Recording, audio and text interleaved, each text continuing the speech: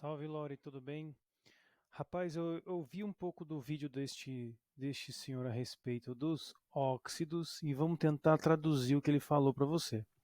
Bom, primeiro que ele montou na lousa uma forma de tentar prever o comportamento de alguns óxidos. Na primeira coluna que ele tanto fala ali, aquele R2O, né, seria algum metal, esse R é um genérico, óxido de algum metal, são os óxidos das famílias 1A e 2A. Estes óxidos aqui que ele coloca na primeira coluna são óxidos de NOx estável, ou seja, a carga do metal é estável. Quando eu falo carga do metal, na verdade eu estou falando do cátion. Então, por exemplo, o cátion sódio é Na1+, o cátion potássio ali é K1+, lítio também é 1+. Na química chama-se monovalente, cátion monovalente. Depois você tem outros cátions ali da família 2A, por isso que ele coloca nessa lousa alcalinos terrosos. Então o cálcio é 2+, bário 2+, estrôncio 2+, magnésio é 2+. O que isso indica? É a tendência desse metal, ele perde os elétrons ficando positivo. Essa carga positiva ela é contrabalanceada com o oxigênio, que é negativo. Daí você forma um composto iônico, que é a regra dos óxidos. Eu tenho uma aula sobre óxidos que eu vou te mandar sobre isso, que pelo menos assim é uma base importante, né, de algo bem fundamental, acho que vai te ajudar. Ele coloca ali também o zinco e o chumbo, por quê? Né? O zinco também tem carga fixa 2+, porém ele não está na família dos alcalinos terrosos, aqueles alkaline earth que ele escreve ali. São metais de transição.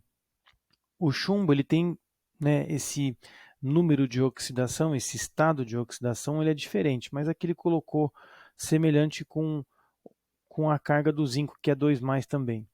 Bom, nessa primeira coluna que eu falei para você, ele apresenta os óxidos que facilitam a fusão. E ele coloca muito em prática os óxidos que são, como ele fala, que produzem vidro, né? Esse aspecto vítreo, essa capacidade de formar vidro mesmo, né? O óxido de silício, que está ali à direita, ele chama de RO2, né? É uma estrutura que ele tenta usar isso como uma forma de generalizar. Ele mesmo fala no vídeo que é muito complicado você tentar generalizar, né? É apenas uma ideia bem simples que ele passa nesse vídeo para tentar explicar a tendência, né? É uma previsão da tendência. Então, sempre que você tiver algum óxido com aquela primeira coluna, o aspecto semelhante daquela primeira coluna, você pode pensar que é um óxido que vai ajudar na fusão, vai ajudar a derreter, a baixar o ponto de fusão.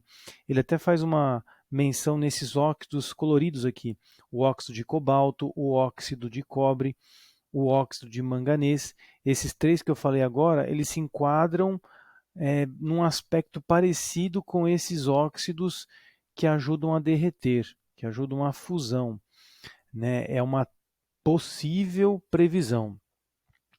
Depois ele passa para esse do meio, né? Esse R2O3 seriam óxidos que apresentam um metal de carga 3+. Então, todo metal com carga 3 vai gerar essa forma estrutural.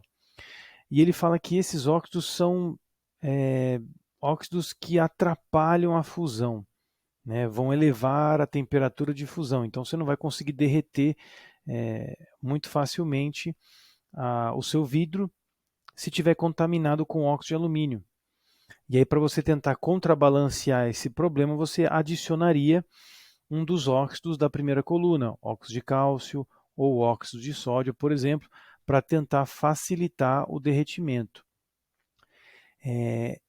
Depois ele fala de alguns óxidos que também podem aparecer um certo comportamento vítreo, mas eu acho que aqueles são vítreos meio opacos, né, pelo que eu estou lendo aqui em inglês. E alguns óxidos gasosos que são importantes porque eles podem fazer parte da constituição da sua fusão. Quando você coloca no forno para preparar, né, aquele aspecto vítreo, Provavelmente você deve fazer uma mistura de óxido de silício, que vai trazer esse aspecto vítreo, e aí você pode misturar um pouquinho desses outros óxidos para mudar um pouco esse aspecto vítreo, né? A composição, a quantidade vai dar mais ou menos o aspecto visual que você deseja.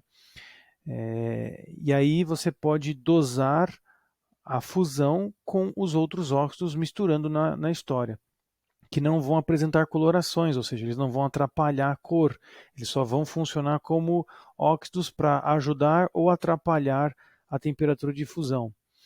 Junto com tudo isso, você ainda pode colocar esses óxidos coloridos, né, que são algumas cores que ele mesmo não explica o porquê das cores. Eu tenho uma ideia, né, como eu mencionei, você tem ferro, cobre, cobalto, manganês, crômio, níquel, vanádio e por aí vai, ouro, prata. Se você olhar para a tabela periódica, você vai perceber que esses óxidos coloridos aqui são os óxidos de metal de transição, que apresentam uma distribuição eletrônica muito particular. Aqui eu vou poder abordar um pouco mais sobre esse assunto futuramente, mas o que você tem aqui seria um resumo de como você põe para cozer, né, para cozer sua mistura vítrea. A base principal é óxido de silício. Aí você coloca um pouquinho de corante. Você pode pôr um óxido de ferro, óxido de cobre, dependendo da cor que você quer. E aí, se você perceber que essa mistura está muito difícil de derreter para poder formar, né, no aspecto da cerâmica, você coloca um pouco de óxidos dessa primeira coluna que ele coloca para tentar melhorar esse ponto de fusão. Agora, se a coisa estiver derretendo muito fácil, né, e não deu nem tempo de você, sei lá, modular na cerâmica, você vai ter que colocar um pouquinho de óxido de alumínio, provavelmente, que é para tentar elevar um pouco esse ponto de fusão. Basicamente, nessa primeira etapa, eu acho que essa seria a informação mais útil dessa aula dele. E como eu falei, eu vou te mandar uma aula sobre os óxidos, que, né, pode ser que você já tenha visto, mas fica aí como algo para acrescentar do SOR, tá bom? Vamos que vamos, aos poucos a gente vai digerindo esse conteúdo.